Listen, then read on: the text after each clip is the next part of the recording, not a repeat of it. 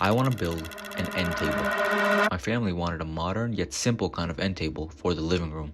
And basically, the criteria was that the top was going to be made from walnut and it needed to have some sort of gold touch to it to match the rest of the furniture. So, let's get into it. I decided to build this project with some walnut plywood I had left over from my last project. I had been meaning to use this somewhere, mainly because I wanted to get rid of it. To be honest, I'm kind of tired of working with plywood, mainly because you have to do the edge banding for it, which is very tedious. The length of the board I had was exactly 48 inches, and the width was about 4 3/4 of an inch, which I decided to cut up into 3 boards, each 16 inches long. The plan was to do a panel glue up, but there was a problem. As I mentioned, the board was about 4 3/4 of an inch. Times that by 3 for the panel comes out to just under 15 inches, which is great. However, the longest clamp I have is 12 inches. So to make up for that, I tried a few different techniques.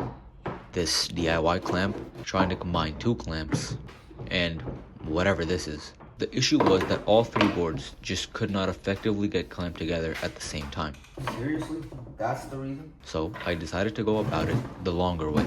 I clamped 2 of the boards with my clamps and decided to worry about the third one later. After letting that dry, I came back to the third panel. And thankfully, these DIY clamps worked, because now there's only 1 point of contact which needs clamping instead of 2. After the glue had dried, I decided to sand off the excess glue on top. Another reason why I don't like plywood is that the veneer is just too thin. While sanding like this, I often worry that I'll sand too much and will sand the layer of veneer away. You can't plane it either because then you just take off the veneer.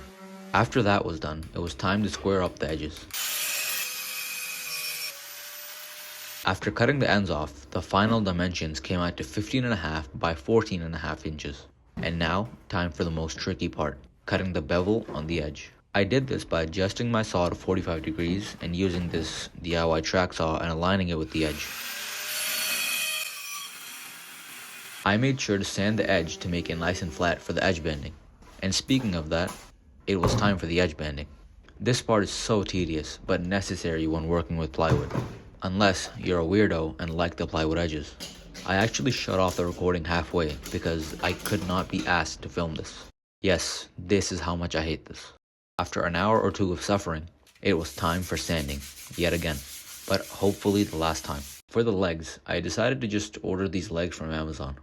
They were exactly what I was looking for, black with a gold touch. Out of pure excitement and impatience, I decided to start screwing them in. And later realized I didn't even finish the top yet. And speaking of the finish, you guessed it, I used black walnut stain for the millionth time. The tin is basically empty after this build. After that, I screwed in the legs again. And the table was finished. See you in the next one.